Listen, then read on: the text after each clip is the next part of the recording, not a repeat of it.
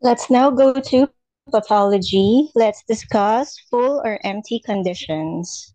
A condition is defined as a mixed, full, or empty condition when there is a pathogenic factor and the upright Chi is deficient and it is therefore not fighting the pathogenic factor adequately or in serious cases not at all. In most chronic internal conditions, it is actually the deficiency of the upright Qi that leads to the formation of the pathogenic factor. Examples like spleen and kidney deficiency leading to the formation of phlegm. The pathogenic factors and upright Qi constantly interact with each other, generally speaking. When one has the supremacy, the other goes down. For example, if phlegm, a pathogenic factor, grows in intensity, it will inevitably weaken the spleen and possibly also the kidneys. Vice versa, if the spleen and kidneys become stronger, the phlegm will be reduced. A full or empty condition is characterized by the presence of a pathogenic factor while the upright Qi is deficient.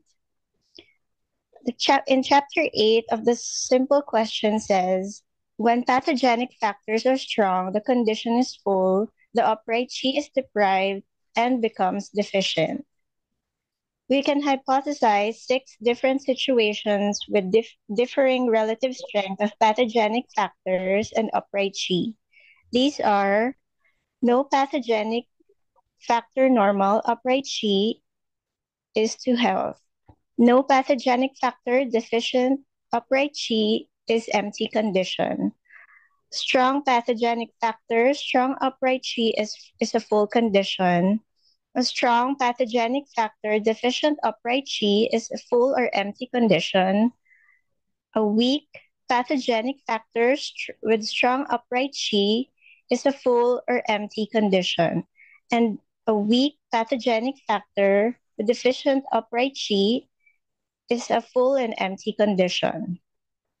6 situations of relative strength of pathogenic factors and upright Qi.